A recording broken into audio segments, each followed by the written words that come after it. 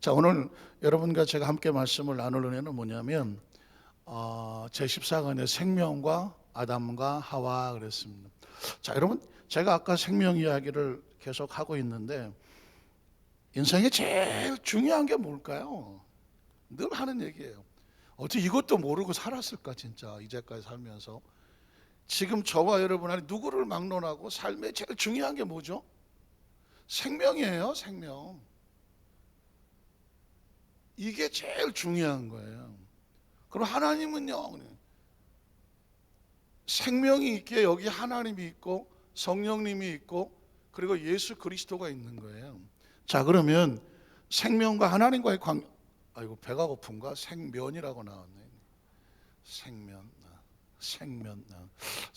생면국수도 맛있는데. 자, 하나님은 생명의 창조주잖아요.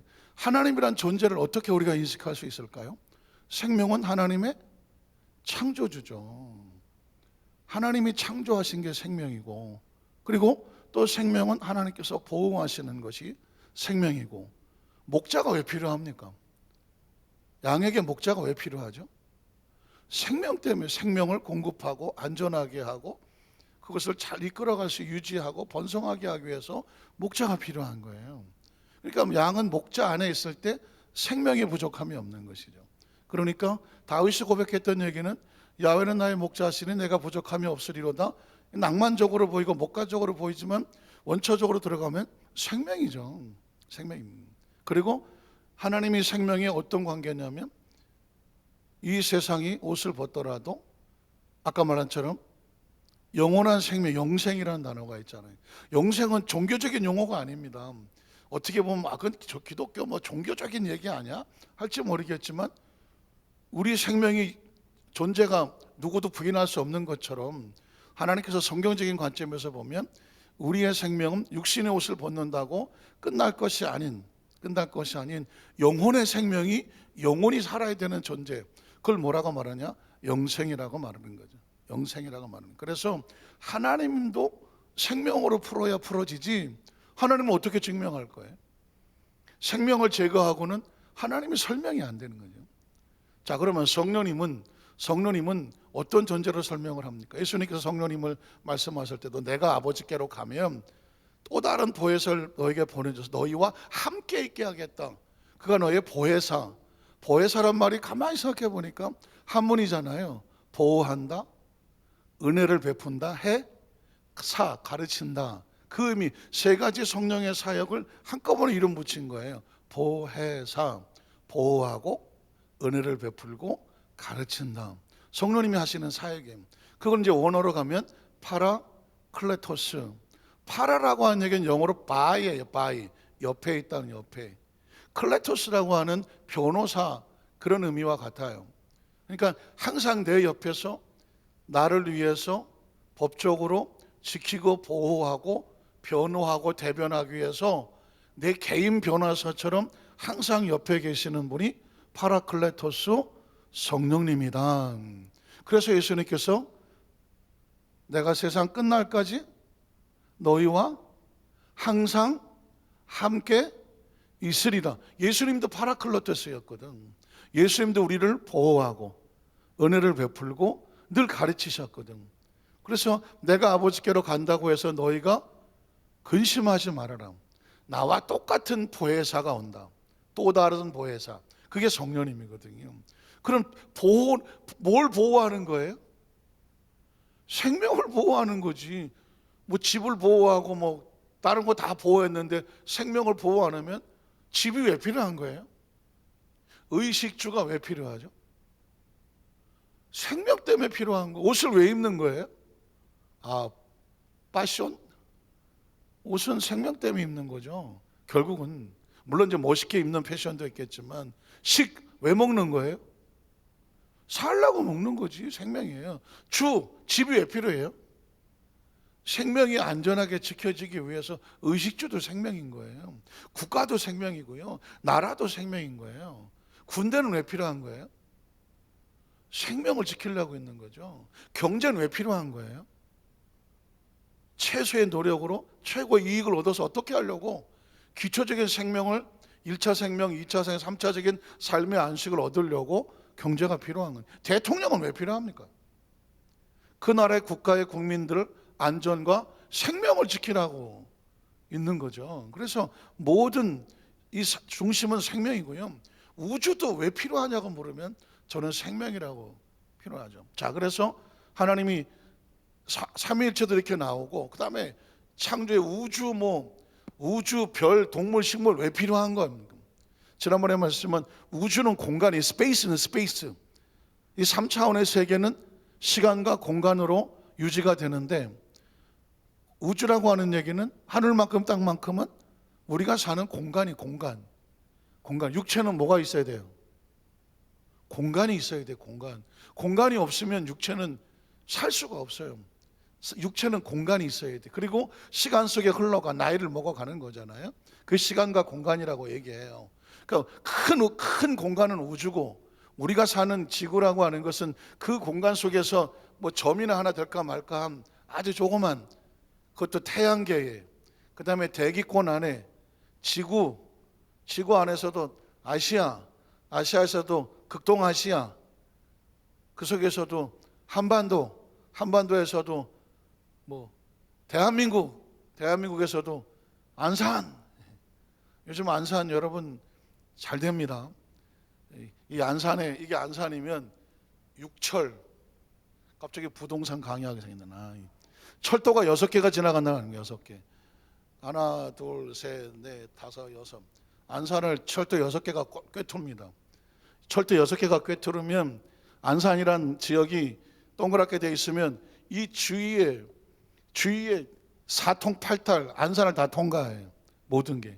그러니까 지금은 여태까지는 조금 어쩌고 저쩌고 했을지 모르겠지만, 지금은 이제 세계가 안산을 지켜보고 있습니다. 그래서 이 송산에 국제 테마파크라고 신세계에서 뭐 안산 옆에 송산 이게 붙어 있는 하지 않습니까?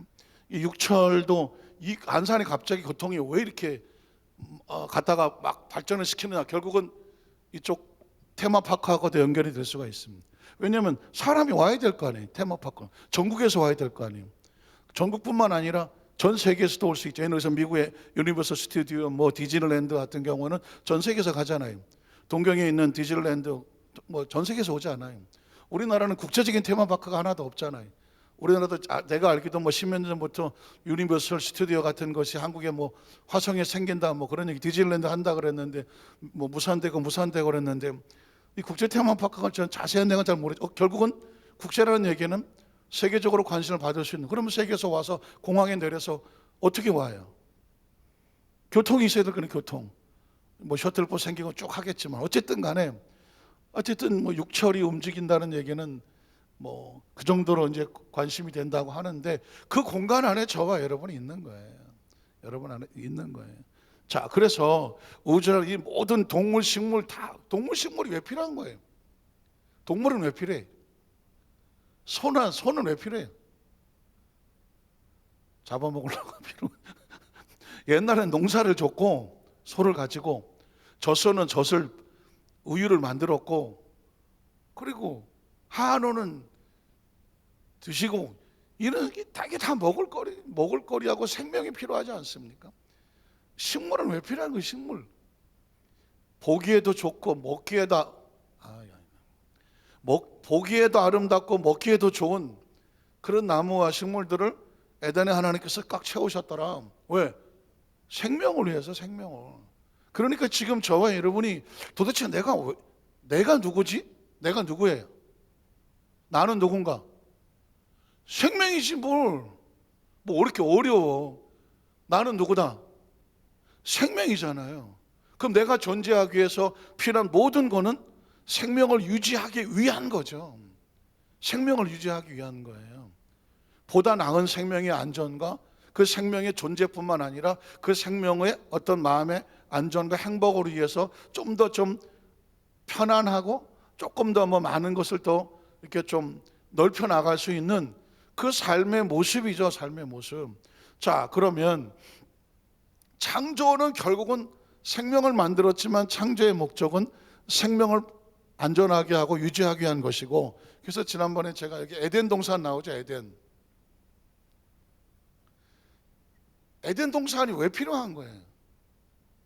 하나님께서 사담과 하와를 지어 놓으시고 알아서 해라가 아니잖아요.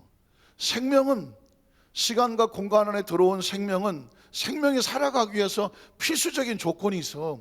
의가 있고 식이 있고 주거가 있는 거죠. 에덴은 바로 의식주와 같은 거예요. 그 당시 인간에게, 옛날 원시인들은 뭐 지금 아프리카 사람들도 다 벗고 다니긴 하지만 옛날에 옷이 필요 없었 상황이라면, 그렇지만 먹을 건 필요하잖아. 주거 공간이 필요하잖아. 그래서 이 에덴 동산이라는 것은 인간의 필수적인 요건들을 하나님이 만들어 놓고 하나님이 공급하신 거죠. 하나님이 공급한. 그래서 제가 전에 지구는 우리에게 에덴 동산과 같다. 이 지구에서만 숨을 쉬고 여기서 살 수 있잖아요. 혹시 여러분 신문을 보시면 알겠지만 지금 우리 인간이 이 지구가 어려울 것 같다, 만에 하나 어려워지면 어디로 가려고 지금 자꾸 가요? 화성을 가려고 자꾸 가잖아요. 그래서 미국에 돈 많이 번 사람이 계속 지금 무슨 4번째 쏴서 뭐 부서졌다고 실패했다고 하는데도 도전을 계속 하잖아요. 화성에 사람이 살 수 있을까? 그 지표면의 온도라든가 여러 가지 환경이라든가 물은 있나? 이게 살아갈 수 있을까? 얼마 전에도 화성이 계속 위성을 쏴서 내려서 사진 찍어 오고 막 하잖아요. 미국, 중국, 소련, 러시아, UAE, 아랍에미리트까지 쏴서 갔다 오고 하지 않습니까? 그래서 뭐 서로 지금 우주 전쟁을 하고 있다. 이유가 뭐냐면 언젠가는 지구가 포화가 되거나, 혹시 이대로 우리가 관리를 잘못해서 오염이 되거나, 또는 뭐 어떤 미친놈이 핵포탄을 잘못 눌렀거나, 어쨌든 뭔가가 이 환경 여건이 어려우면 생명이 살아야 되니까, 그래서 지금 그 엄청난 돈을 들여가면서 화성을, 지금은 뭐 여행 또는 뭐 평생에 한 번 가는 뭐 그런 거 이렇게 생각하지만 모르는 이야기예요. 언젠가는 지구에서 화성으로 다 가서 살게 될지는 모르는 거예요. 그러나 어쨌든 간에 그런 이야기도 결국은 무슨 이야기예요? 생명을 살게 하려고 하는 것이죠. 생명을 살게 하려고 하는 거예요. 그래서 하나님의 섭리를 보자고요. 창세기가 왜 필요한 거예요? 뭐가 창조된가? 우리는 세상에 창조된 기록, 제네시스, 모든 기원 이렇게 얘기를 했지만 가만히 생각하니까 그게 다 뭐가 필요한 거예요? 생명이 있어야 다 필요한 거죠. 생명과 관련 모든 것들이, 세상은 왜 필요한 거예요? 세상을 떠난 사람에게, 세상에 생명이 없는 사람에게 세상은 의미가 없는 거예요. 어떻게 생각하십니까? 살아있는 생명들에게 이 세상이 필요한 것이죠. 이 세상이. 자, 그런데 그런 비밀들의 이야기는 창조주가 열어주지 않으면 계시라고 말하죠. 알 수가 없는 거죠. 우리가 어떻게 해요? 예를 들어서 어머니 뱃속에 들어와 있는 어린 태아가 바깥에서 어머니가 또는 누가 밖에서 얘기해 주지 않는데 태 속에 있는 아이가 세상을 알 수가 있을까요? 알 수가 없는 거죠. 심지어 지금 우리 엄마 아빠 얼굴도 모르겠는데, 모르잖아요. 안에 있으면 모르잖아요. 나와봐야 아는 거예요. 나와봐야. 이 지구라는 것은 하나님의, 제가 보기에 하나님의 자궁과 같더라. 제 생각에 우주는 하나님의 이 창조주 안에 우리 생명을 잉태하고 있잖아요. 그래서 이 세상에서 만약에 죽음이란, 얼마 전에 부활절을 지났지만 부활은 독립적으로 존재하는 단어가 아니다. 부활하려면 어떻게 돼요? 죽어야 되는 거죠. 죽어야 부활을 하지 않겠습니까? 죽음이 뭐예요? 육체를 벗는 거예요. 탈의, 육체를 벗는 거예요. 육체를 벗어야 영이 빠져나가지. 영이 빠져나가야 이 지구를 우주를 빠져나가지. 왜냐하면 우주 안에 있으려면 이 몸이 있어야 되거든. 시간과 공간의 제한을 받는. 그러면 이 몸을 가지고는 4차원의 하나님의 나라, 영적인 나라에 갈 수 있나요? 없나요? 육이 갈 수가 없어요. 육이. 몸을 벗어야 돼요. 그래야 영이 빠져나가서 영이 하나님의 나라, 시간과 공간의 제한이 없는 영생이라는 나라, 병들거나 늙거나 곡하는 것이나 상한 것이나 이별하는 것이나 절망과 좌절, 한숨, 눈물이 없는 곳이라고 표현하는 게 뭐예요? 이게 다 3차원을 벗어난 이야기. 천국은 3차원을 벗어난 이야기잖아요. 예수님께서 내가 가서 처소를 예비하면 어디다가? 하나님의 나라죠. 내가 다시 와서, 다시 오는 걸 뭐라, 왜 다시 온다 그래? 한 번 왔었잖아. 그래서 재림을 second coming이라고 말합니다. 다시 와서 너희를 다시 데리고, 랩처, 휴거라고 말하는 거 아니에요. 예수님 오시면 휴거 공주 들어 올려서 나 있는 곳이 어디예요? 지구가 아니죠. 천국이라는 것이죠. 하나님의 나라는 것에 너희도 있게 하리라. 그건 영원한 시간이, 시간과 공간의 제한이 없는 거예요. 여러분, 인생의 가장 이 힘든 게 뭐냐면, 태어날 때 육체가 필요하지만 한 100년 살아봐, 한 100년 살봐, 육체의 기능이 다 떨어지잖아요. 다 떨어져. 그러면 어떻게 돼? 이 몸은 육체의 기능이 떨어지면 사는 게 힘들어. 옛날 어린아이로 다 돌아가는 거 아니에요? 전 그 전에 한 90몇 되신 어떤 성도님이 식당에 식사를 하시고 일어나는데, 혼자 일어나시는 방법을 쓰는 거, 혼자 일어나시는, 막 몸을 비틀어 가갖고 해갖고 벽에 있는 거 붙잡고 일어서, 누가 도와주지 않아도 보통 이렇게 세워져야 되는데 혼자 일어나시는데, 왜? 혼자 있을 때 일어나야 되니까. 그 보는 모습을 보면서 내가 눈물이 나면서, 우리가 어렸을 때 맨날 이러고 걷지 못하던 애가 이제 일어나려고 막 하다가 일어서는 거, 다시 옛날로 돌아가요. 육체가요, 지금은 날고뛰게 만들지만 한 90, 100살 넘어가 가보세요. 이게 짐이야. 이게 못 일어나. 세상에 제일 힘든 게 앉았다 일어나는 거예요. 솔직히 해봐요. 난 앉았다 일어나는 게 너무 힘들다. 손 들어요. 왜 안 들어? 힘들어. 앉을 때만 그렇게 앉는 게 아니야. 일어날 때도 벌떡 이렇게 일어나지는 사람 손 들어보세요. 벌떡 안 일어나죠. 이게 발목이고 무릎이고 어디 허리고, 그러니까는 뭘 일단 찾아야 돼. 일단 딛고 일어서야 돼요. 킹콩이 원숭이가, 걔네들이 왜 일어날 때 두 주먹을 치고 이렇게 일어나나 그랬더니 이유를 알겠어. 그냥 이게 안 돼.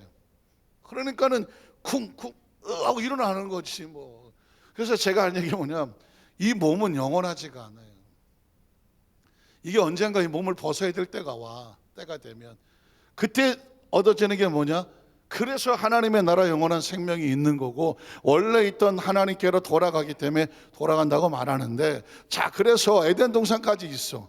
그래도 여기에 생명의 주인공이 나와야 돼요. 주인공 누가 나와야 돼요? 생명의 주인공이 누구예요? 아담과 하와가 나오는 거예요. 그래서 아담과 하와가 나오는 거죠. 여기까지 에덴 동산에 뭐 여기 다 있어도 사람이 없으면, 사람의 생명이 없으면 의미는 없는 거죠. 그런데 이 성경이 우리에게 의미가 있는 거냐, 우리 모두가 이 아담과의 생명에 타고 내려온 후손들이잖아요. 후손들이잖아요. 그 인류 역사가 뭐예요? BC, AD 해갖고 뭐 지구 역사가 얼마, 뭐 어떤 사람은 뭐 수억만 년 하고, 뭐 어떤 사람 성경대로 뭐 6천 년 뭐 하고 있는데, 그것까지 우리는 그건 잘 모르겠고, 어쨌든 간에 이 창조 시대가 있고 구약 시대가 있고 예수 그리스도를 중심으로 신약 시대가 있죠. 그래서 AD라고 말하잖아요. 에노 도미니노, 예수 그리스도 이후. 예수님 이전은 비포 크라이스트, BC 만년 어쩌고 저쩌고 하는 것들은 예수님 오시기 전, 기원 전. 지금 2001년이라고 말하는 것은 기원 후, 예수님이 오신 다음 2001년이라는 거죠. 인류 역사는 예수 그리스도의 탄생으로 말미암아 역사가 갈라지게 되는 것이죠. 자, 그래서 이 모든 게 결국 그래봤자 누구의 후손이에요? 아담과 하와의 후손인 거예요. 그래서 첫사람 아담과 하와가 생명의 실패를 해서 이 예수 그리스도가 탄생은 로마서에 보면 둘째 아담, 예수 그리스도 말미암아 이 모든 것부터 새롭게 끊어져 버리는 이 사망에서부터 나와서 영원한 생명을 다시 되찾아줘. 그래서 제가 지난번에 설교할 때 아담과 하와가 잃어버렸던 생명나무를 예수 그리스도로 말미암아 되찾게 하는, 그래서 하나님의 세상을 이처럼 사랑하사 독생자 예수 그리스도를 주셨으니 목적이 뭐예요? 이런 저를 믿는 자마다, 영접하는 자마다 하나님의 자녀가 되는 권세를 주어서 멸망하지 않고 생명나무를 잃어버리지 아니하고 하나님의 나라에 들어오지 못하고 구천을 떠돌지 아니하고 멸망하지 않고 무엇을 얻게 하려 하심이라? 영생이 뭐예요? Eternal life. 끝이 없어. 저와 여러분의 한이 뭐예요? 한. 시간과 공간의 제한을 받는 게 한인 거예요. 이게 한이에요. 이 생명이 하나님으로부터 영이잖아요. 영혼이 있는데 육체를 가지고 있으니 여기 있으니 딴 데를 못 가고, 그 다음에 세월에 갇혀서, 어항에 갇힌 물고기 모양 시간에 갇혀서 시간이 흐르는 대로 계속 가야 돼. 시간이 흐르는 대로 가야 돼. 시간이 멈추면, 시간은 계속 멈추진 않지만 내 시간이, my time, 내 시간이 멈춰. 내 시간이 멈출 때가 와. 시계가 고장 나듯이. 그럼 뭐예요? 그때 우리 인생이 뭐라고 말해요? 아, 내 삶은 여기까지인가 보다. 그게 이제 인생이라고 말하는 거야. 삶을 살아가는. 자, 그래서 성경 속에 그냥 나오는 단어는 하나도 없어요. 아담과 하와가 등장을 하나 되는데, 여기서 두 가지 큰 사건이 벌어집니다. 하나는 아담이 부르는 대로 생물들의 이름이 지어지더라, 이런 사건이 하나 나오는데, 여기서 사람과 하나님과의 관계, 또는 사람과 만물과의 관계가 등장을 하는 것입니다. 자, 창세기 2장 19절을 한번 볼게요.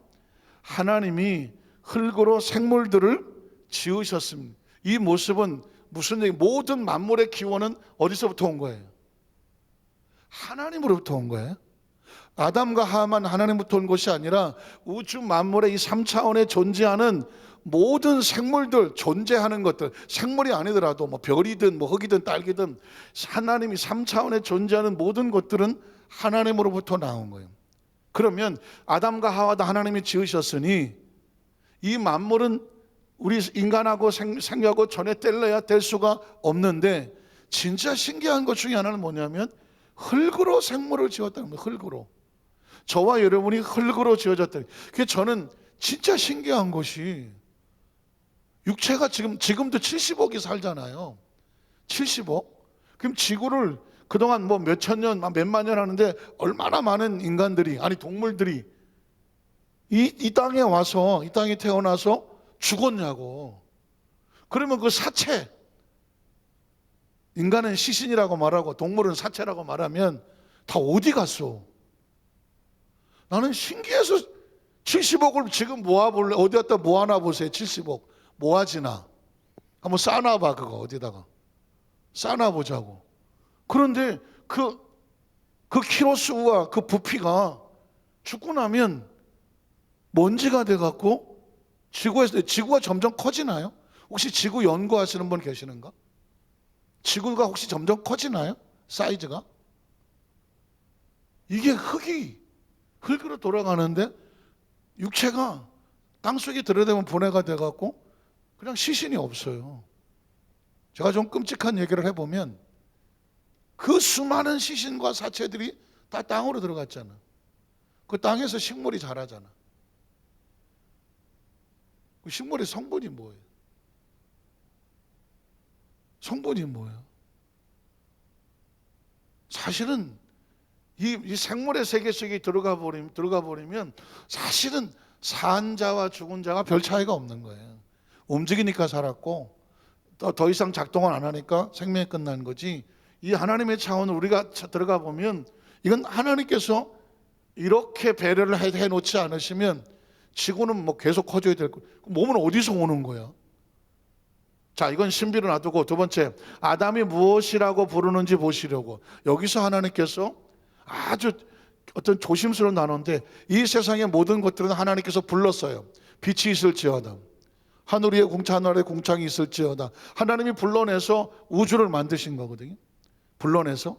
그런데 에덴 동산에 있는 동물들은 마치 하나님께서 우주를 불러내는 것처럼 하나님께서 아담에게 이 동물들에게 이름을 불러주도록 위탁을 합니다. 위임을 합니다. 기억하시죠? 앞으로 나오겠지만 에덴 동산에 이끌어 가시고 거기서 네가 그것을 경작하고 그것을 잘 지켜서 번성하게 하라고 말했습니다. 번성하게. 그러니까 인간은 하나님께서 하셔야 될 일을 우리에게 위탁하고 위임하고 우리에게 맡겨놓으신 것입니다. 그래서 그걸 뭐라고 말해요? 청지기라고 말해요. 청지기는 주인으로부터 어떤 걸 위탁받아서 주인이 올 때까지 잘 관리해서 주인에게 다시 돌려드려야 되는 것입니다. 돌려드리는 겁니다. 사실은 가정도 그렇고 자녀도 그렇고 앞으로 계속 나오겠지만, 자, 그래서 위임하셨는데 그에게 이끌어 가시더라. 그러니까 하나님께서 아담에게 그 동 하나씩 불러가서 아담 앞에 세우게 하고 아담이 뭐라고 부르는지 하나님이 개입을 하지를 않아요. 개입을 하질 않아요. 이야기는 뭐냐면 하나님은 소위 말하는 자유의지라는 표현을 많이 들어보시겠지만 하나님은 인간을 AI나 무슨 로봇처럼 만들어 놓고 하나님께서 시키는 대로 움직이는 그런 존재로 만들지를 않았어요.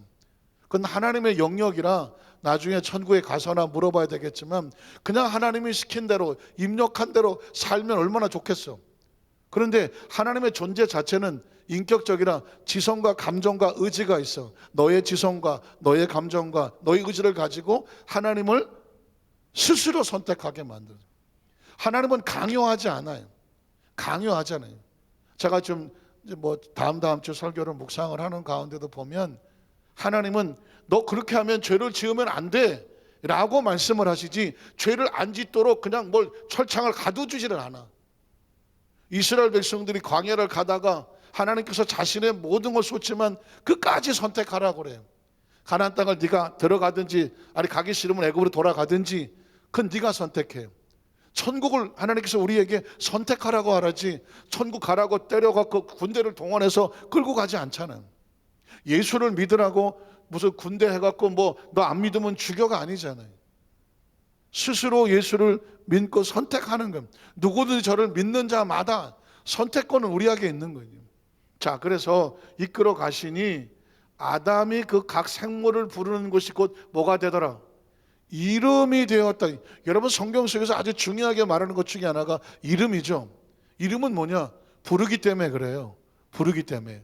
참 재미있는 것은 중국의 학자들 얘기하는 것 가운데 이 이름에 대한 이야기가 나오더라고요. 명실상부.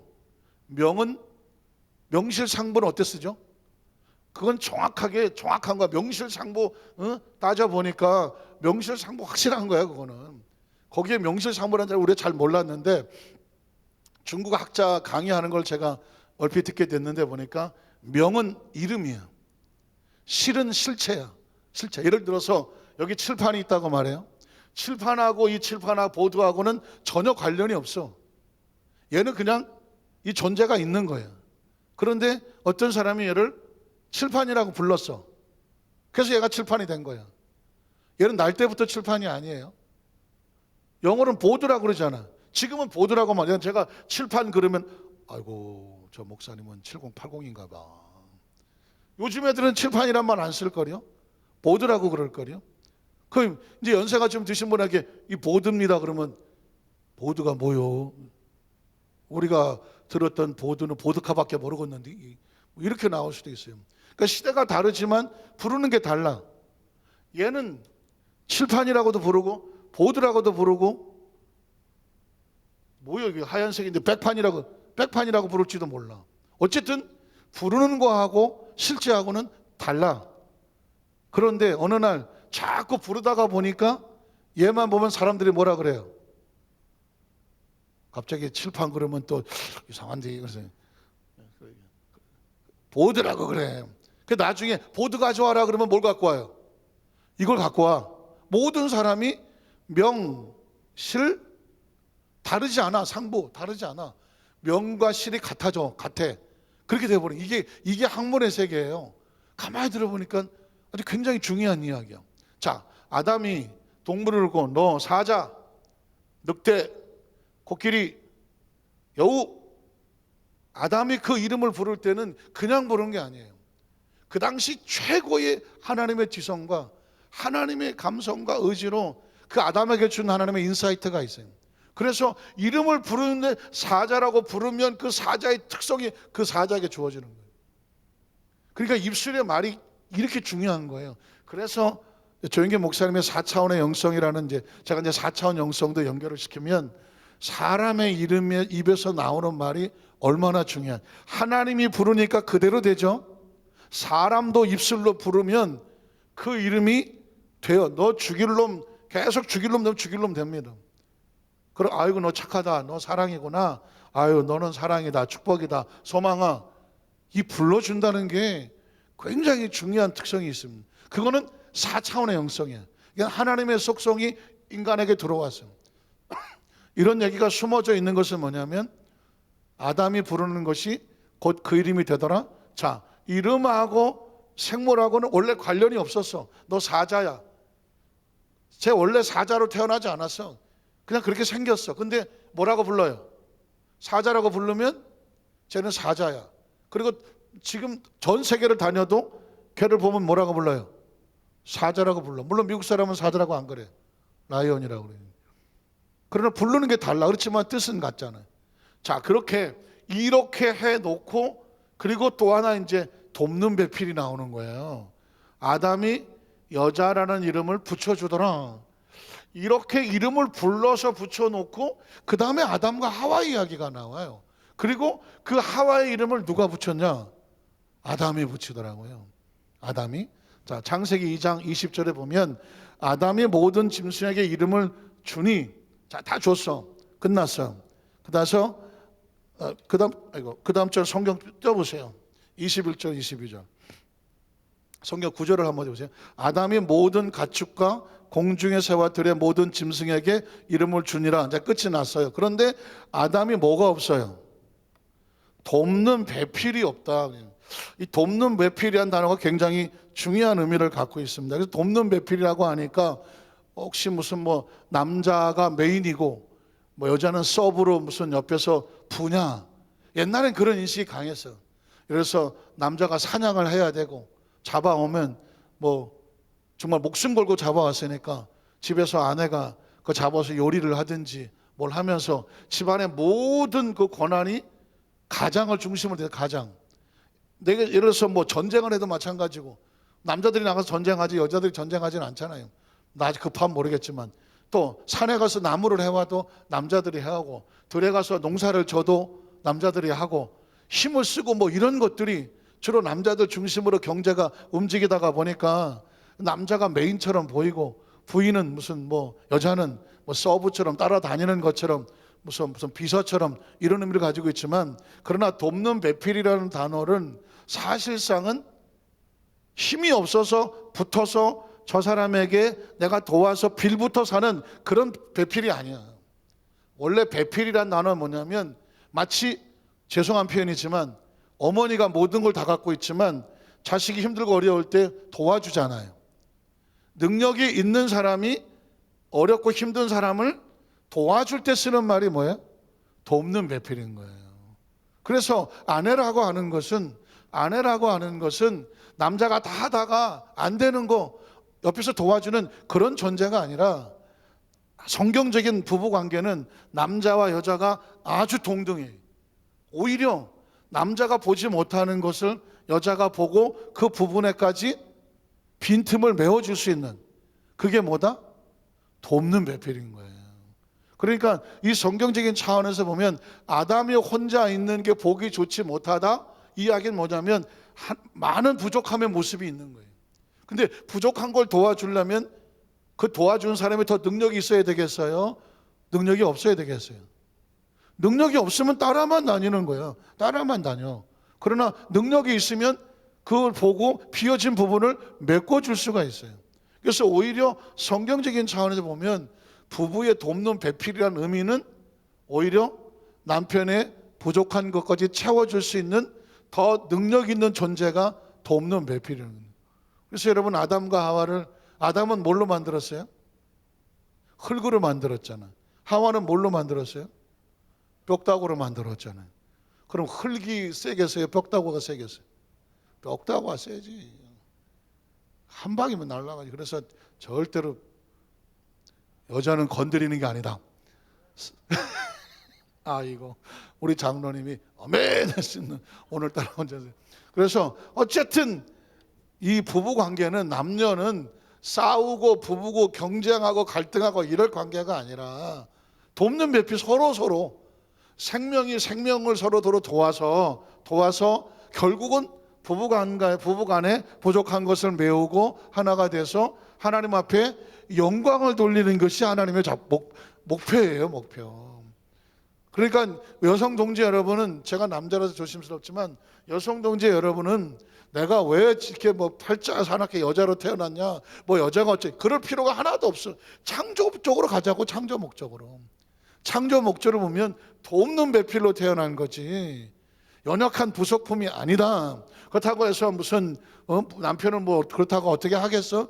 도와주려고 한 사람은 항상 마음이 열려서 아이고 저 부족한 거 이런 거 있으면 메꿔 소리 없이 메꿔주는 거지. 야 너 그거밖에 못하냐 맨날 이게 아니잖아요. 서로 도와서 함께 더불어 사는 거죠. 자, 그래서 배필이 없으므로 그 다음 절을 보면 야훼 하나님이 아담을 깊이 잠들게 하시니 잠들매 그가 그 갈빗대 하나를 취하고 살로 대신 채우시고 그래서 야훼 하나님이 아담에게서 취하신 그 갈빗대로 여자를 만드시고 자 여자를 만드신 아직은 이름이 없어요. 근데 그를 아담에게로 이끌어 오시니 자 동물들을 이끌어 온 것처럼 아담에게도 하와를 이끌어 왔음. 그리고 그 아담에 대한 여자에 대한 하와에 대한 그 이름이라든가 그 모든 것을 아담이 스스로 선택하게 만들었음. 하나님께서 야 너 하와다 너 여자다 이렇게 말하지 않았다는 거죠. 그래서 그 다음 절을 보면 아담이 이르되 그 여성을 보니까 최초의 여성이죠. 보니까 이는 내 뼈 중에 뼈요 살 중에 살이다. 이 이야기는 뭐냐면 내 뼈와 살이다. 이 얘기는 무슨 말이에요? 나하고 하나다예요. 하나다. 내 생명과 같은 생명이다. 그래서 이 성경적인 결혼관은 뭐냐면 부부는 그래서 하나라는 말을 쓰는 거예요. 일심동체 뭐 이런 얘기면 공동운명 부부가 하나다 이런 말을 쓰는 게 뭐냐면 이거는 사람이 도덕과 윤리로 뭐 어떻게 해서 하는 게 아니라 창조적인 목적 생명의 목적으로 볼 때는 하나님은 이 부부를 뼈와 살이 하나로 보는 거예요. 뼈는 뭐예요? 생명이지. 살은 뭐예요? 살도 생명이에요. 그럼 뼈와 살은 생명이야. 아담은 하와를 본 중에서 내 생명이다. 나와 같은 하나 생명이라고 본 거예요. 자, 그래서 그 다음 절을 또 가볼까요? 그러면 이러므로 그러니 둘이 생명이 나눌 수가 없으니 남자가 성장하여 때가 되면 부모를 떠나 이젠 자식이 아니죠. 부모를 떠나 그의 아내와 합하여 둘이 한 몸을 이룰지로다 라고 말하는 것은 무슨 어떤 육체적으로 결혼을 해서 어떤 뭐 한 몸을 이룬다 뭐 이런 의미도 있을 수 있겠지만 아예 뼈 중에 뼈요 살 중에 살이라고 말했을 때 부부라고 하는 것은 성경적인 관점이나 하나님의 관점에서 볼 때는 한 몸인 거예요. 한 몸. 아 회개 많이 했네. 나는 우리 집사람을 한 몸이라고 생각했을까. 왜냐하면 뭐 가르쳐준 사람이 있어야지.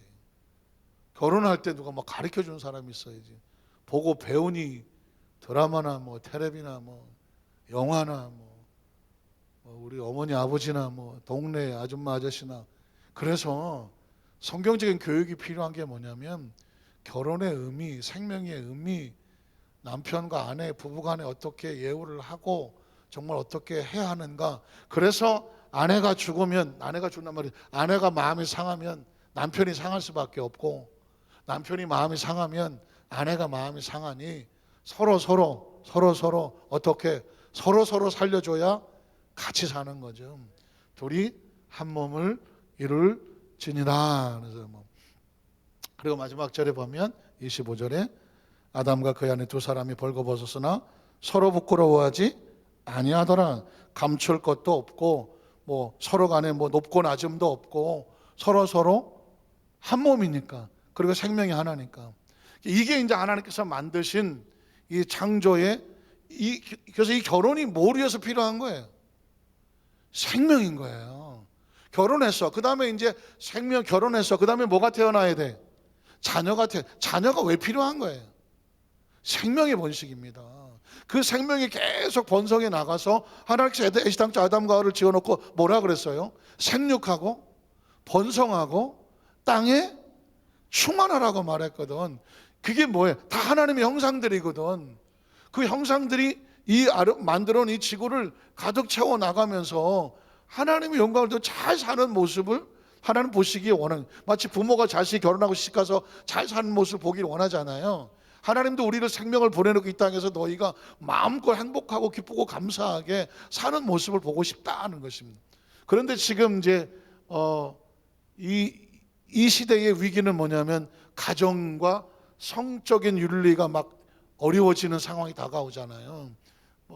결혼하지만 또 결혼에 대한 의미가 결혼하는 과정도 필요하겠지만 많이 어려운 부분도 생기고, 그러다가 또 이혼하는 과정도 생기고, 또 결손된 가정도 생기고, 그리고 이 얘기는 전부 다 뭐냐? 가정의 상처를 입을 수도 있고 아플 수도 있고.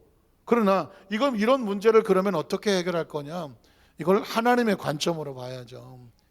어떤 모습이든 상처를 입더라도 중요한 것은 거기서 회복하고 다시 일어서고, 그래서 이제는 결혼을 해서 꼭 힘들고 어려운 가정에서 이혼을 하게 된다 할 경우에도 이혼이라는 단어도 결혼 묶었던 곳이 서로 달라지는 것 뿐이지만, 그러나 이제는 이 상처 입은 가정에 대해서도 성경적인 관점에서도 다시 바라볼 필요가 있어요. 그래서 서로를 이래라 저래라 하고 법을 두는 것이 아니라, 이래라 저래라가 아니라 하나님의 은혜의 관점에서 아프고 힘들고 어려운 상처 입은 이 과정이 나올 때 이걸 어떻게 하나님의 관점에 다시 안고 품고 가면서 그 생명이 결혼도 왜 필요한, 생명을 위해서 필요한 거고, 생명이 살기 위해서 만약에 이혼을 한다 하면 이혼보다, 결혼의 제도보다 중요한 건 생명이에요. 살려고 결혼한 거예요. 근데 그 결혼 자체가 생명의 위협이 돼. 그래서 이혼할 수밖에 없어. 그러면 이 제도가 문제가 아니라 이혼보다 중요한 게 뭐예요? 생명이죠. 생명을 살려야 되는 거예요. 여기 이 성적 윤리도 뭐 동성애가 나오고 뭐 여러 가지가 나오는데, 과연 이걸 어떻게 생각할 거냐. 그래서 뭐 여러 가지 이거 굉장히 복잡하고 깊이 들어가야 되기라 지금 시간에 할 수는 없는 거고 나중에 따로 먹긴 하겠지만, 저와 여러분의 관점은 어떻게 해야 하나님께서 원하시는 생명을 살리는 것이냐. 그래서 예를 들면 그런 겁니다. 또 옛날에는 자녀를 많이 낳지만 요즘은 또 자녀가 저희도 아이가 하나밖에 없지만 또 저도 한 5년 동안 자녀가 없었으니까 없는 가정도 있을 수 있고, 이런 것일 때 제도로 보는 것이 아니라 하나님의 섭리로 봐서 자녀가 있으면 자녀를 잘 키워야 될 것이고, 자녀가 만약에 지금 상황이 없다고 하면 지금 부모를 잃어버린 자녀들 가정도 굉장히 많아요. 그 생명은 다 어떻게, 우리가 여기 이 땅에 사는 동안에서나 엄마, 아빠, 부모, 자식, 손자, 손주지만 하나님이라는 큰 관점에서 보면 다 하나님의 형상과 모양을 닮은 다 하나님의 자녀들이야. 궁극적으로 나가서 다 그 생명도 교회가 살려야 되는 거예요. 그래서 우리가 캄보디아 지금 코로나 때문에 못 갔지만 캄보디아에서도 거의 무방비 방치된 어린아이들, 복음도 전혀 없는 아이들, 그냥 학교 가면 바글바글해. 옛날 우리나라 70년대 이런 것처럼 그 생명들에게 누군가 가서 그 아이들에게 복음을 전해주고 정말 따뜻한 사랑으로 접근했을 때 그 생명들이 살아서 정말 그 나라를 복음화시킬 수 있고 하나님 일을 한다 하면, 꼭 한국 사람이 아니라고 할지라도 세월이 지나서 어차피 대한민국 국민으로 사는 거는 앞으로 여기서 우리 모두 한 100년 안짝이면 다 천국에서 만났을 뿐인데, 여기 있는 동안만 대한민국 사람이지 이 우주로 빠져나가면 우린 다 하나님 백성이에요. 믿으십니까? 그런 우주적인 차원을 가지고 생명적인 차원을 가져야 되고, 제도나 어떤 이런 것들에 인해서 세상적인 제도에 의해서 그것 때문에 혹시 남하고 다르고 또 혹시 거기에 못 미치고 한다고 할지라도 절대로 마음에 상처가 가지면 안 돼요. 생명으로 가야 돼. 하나님의 생명으로. 그래서 말씀을 정리하기를 원합니다. 하나님의 말씀의 의도를 그냥 성경에 있는 얘기를 읽을 수도 있겠지만 그 속에 담겨져 있는 하나님의 생명의 관점을 하면서 결국은 우리 모두가 이 생명을 받았으니 생명을 잘 관리하고 성경을 통해서 그 생명을 통해 또 다른 생명들을 살리고, 결국은 내가 이 생명을 살아가는 동안에 얼마나 많은 생명들을 살려내느냐, 그게 아마 저와 여러분이 생명의 가치를 하나님이 평가하시는 단위가 되고 기준이 될 것 같아요. 좀 어려운 얘기 같지만 이만큼 살았으니까 앞으로도 더 살아간다면 나를 통해서 또 다른 생명들이 행복해지거나 생명들이 살아나거나 그 생명들이 정말 따뜻해지거나 용기를 얻거나 또 어떤 모습인지 몰라도 그 생명도 하나님 나라의 귀한 통로리 될 수 있도록 저와 여러분에게 쓰임 받기를 주님의 이름으로 축원합니다. 우리 찬양 한 곡을 드렸으면 좋겠습니다. 제가